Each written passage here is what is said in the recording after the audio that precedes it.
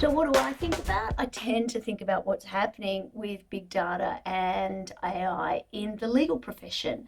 Now, you don't necessarily immediately think about the law profession as being driven by data, but when you think about it, it is. The data points that we use are hugely unstructured, though. Databases of case law and legislation, hugely text driven, and with a relatively complex but understandable way that items can be prioritized in what the lawyers in the class will understand to be the precedent system.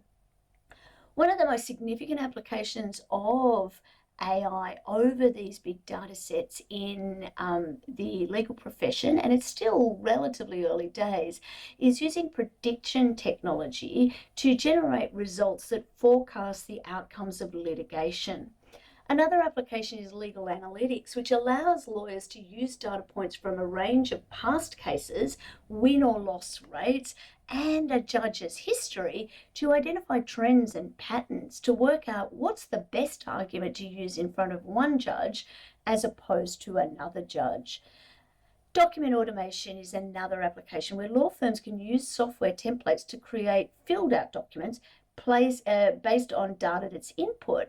Easy enough, but even more importantly, to analyze those documents. So a lot of work has been done by a company that was initially called Contract Probe.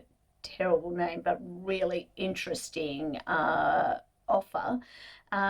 Basically, a professor from Melbourne University, previous partner of one of the large law firms, Allen's, I think it was, basically developed an AI tool that effectively compares hundreds, millions, maybe hundreds of thousands at least, of different types of documents to basically analyze drafts when they're provided to the law firm.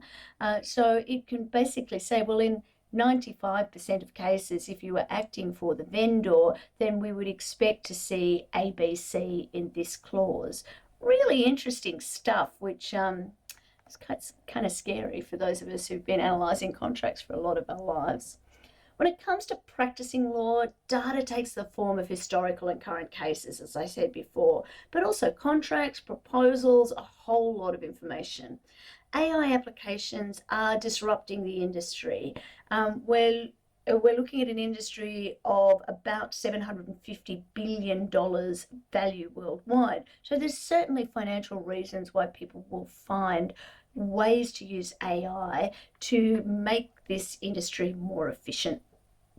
AI is also being used in a litigation sense with, and particularly in the criminal law sense, with sentencing calculations, determining whether or not somebody should get bail. We've talked about that in an earlier lecture or podcast, and a range of different techniques are being used in determining the validity of evidence. So AI can be really helpful across these. Of course, there are a lot of concerns, particularly about newer digital technologies becoming a new source of inaccuracy, and concerns about data breaches that arise as a consequence of their use, particularly when we're talking about technologies that might be used to determine whether or not somebody may or may not be guilty.